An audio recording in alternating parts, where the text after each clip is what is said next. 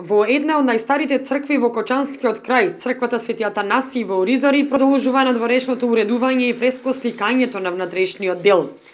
Црковниот одбор во првата фаза од обновата на црквата целосно ја смени фасадата, го поплочи дворот и започна со фреско сликањето на страничниот дел од внатрешноста на истата. Во теке реализација на втората фаза од уредувањето, каде што е планирана обнова на подпорните ѕидови, како и хортикултурно уредување на просторот. Надворешните ѕидови ги обновуваме со камења. Значи работите се одвиваат многу добро, како што може да забележат вашите камери.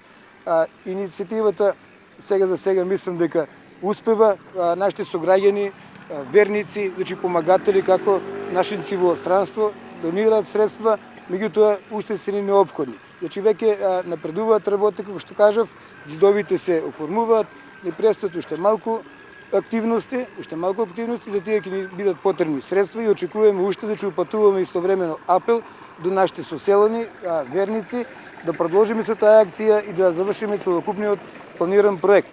Иванов додава дека продолжува и фреско сликањето на внатрешниот дел на црквата до нејзино целосно завршување, зашто има голем интерес за донирање на икони од иселеници од Оризари, кои живеат или се на работа во странство.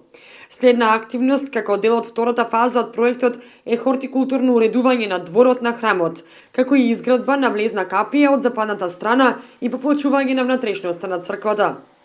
Инаку, црквата посветена на Свети Атанаси е градена во 1848 година, потоа делумно разрушена за повторно да биде изградена во 1876 година, а фреско живописана во таванскиот дел од страна на тајфата на Исаија Макаровиќ од село Гари Деварско, кој со својата тајфа престојувал во Кочанско. Од 55 икони колку што се наоѓаат во црквата во Оризари, 17 се наоѓаат во регистерот на регистрирани икони на Заводот за заштита на спомениците на културата во Македонија.